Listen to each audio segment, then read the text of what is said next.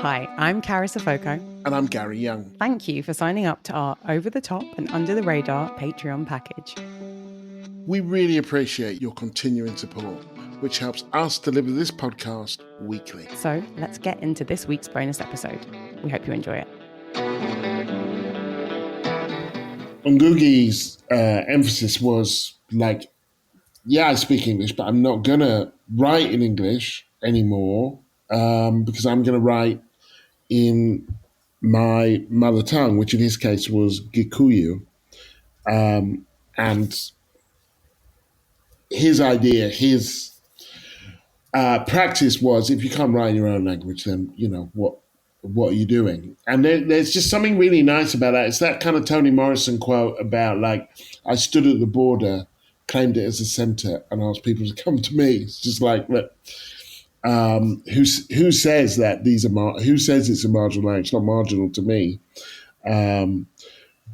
But you know, anyway, great loss, great man, and you know, he. The evening that I spent in his presence was delightful. Judy, also responding to the sort of immigrants wipe your asses video, said also transportation, buses, trains, tubes, taxis. And Nan says, we also look after your children too. True that. All that true. Meg says, thank you, Gary. The hatred is palpable. And the sad thing is that people don't even know they've been manipulated by Farage et al. I thought that was and AI, but et al. But they still have the choice to be decent humans, and many are showing that they're not. That's true. I would also say many show that they do as well. I think the AI auto-corrected Al to AI. There you go, Gary. Okay. I think that's I was just being facetious. Yes, I wasn't on that episode, but it was a great video and a great point. Yeah, I mean, the one question, last question I would ask you about this is,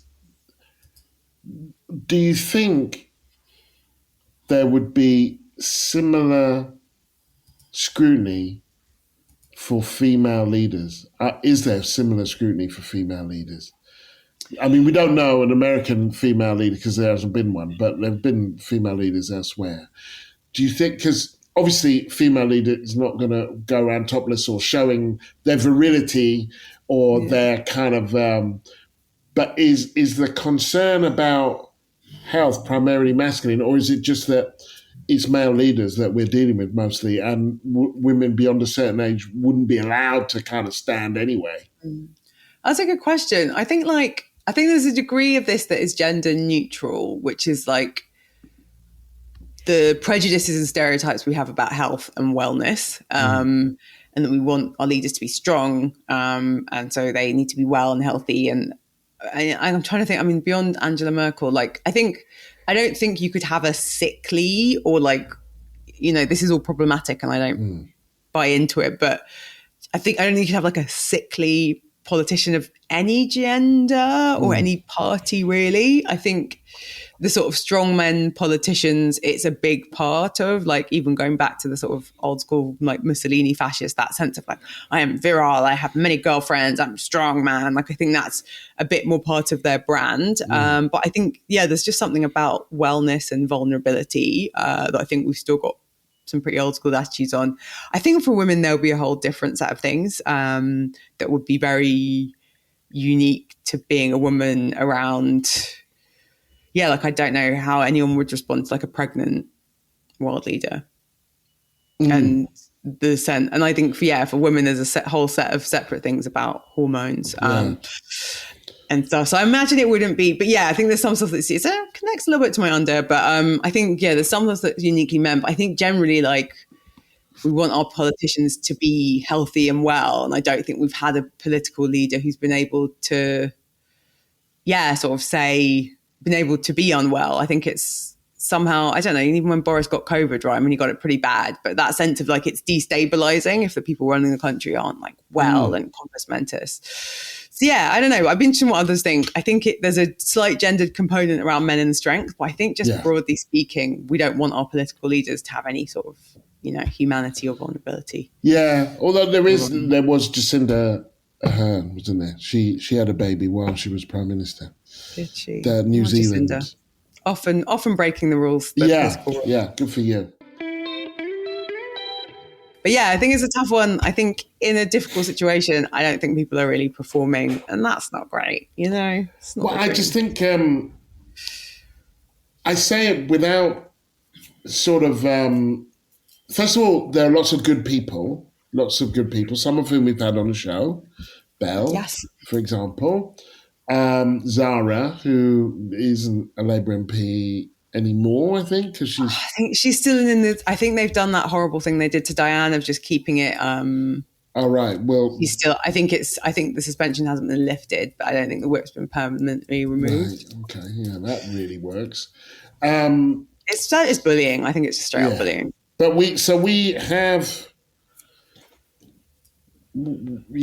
it's a fraternal appeal for a strategy, not for, some kind of apostasy or showing off, but like, what are you doing? And it is it's a genuine question there. They may be doing stuff I don't know about, but if you are doing stuff, don't keep it a secret. There's not much point in doing stuff and people not knowing about it. Yeah, it's funny as well because John McDonnell years and years ago, I think it was a Heathrow runway debate. This is pre-Jeremy Corbyn. I think maybe Gordon Brown was Prime Minister. He used parliamentary procedure on an additional Heathrow runway and he picked up the mace. Do you remember? There's this big old gold mace. Mm-hmm. He did something that used parliamentary procedure to hijack a debate. And it got lots of headlines, and this is before he was, a sort of senior, shadow chancellor. And so it's also you guys know the tricks of the game, the tricks of the trade. You've been in Parliament for ages. Can't you be running some game on them, trying to slow them up? I know we don't have a filibuster, but yeah, it feels a bit dead, doesn't it? But maybe it's not. Right, and if there's a secret plan, we promise not to share it with everyone. I guess the bombing you can say is strategic. You can say, well, even when they're lying, they say, well, there's a Hamas tunnel under that hospital, or that child's cot is actually strapped up and is going to blow up, or that doll that child was carrying that we just murdered was actually a Hamas doll, or whatever. They can make up all this horse shit. But it's a very difficult one to make the case for starvation. Do you know what I mean? And yeah, it's a tough sell, isn't it? Yeah. Starvation. Yeah. I mean, really? It's like Ebola upsides, It's like, where do we go? Yeah. Where do we go from starvation? What is left? So that's my over. Not because they shouldn't have done it, not because we shouldn't be talking about Gaza, but because of there is a credulity to the way these things are often reported. They're like, David Lammy really stepped up yesterday and in a fiery speech. It's like, did he step up? Or could he just not?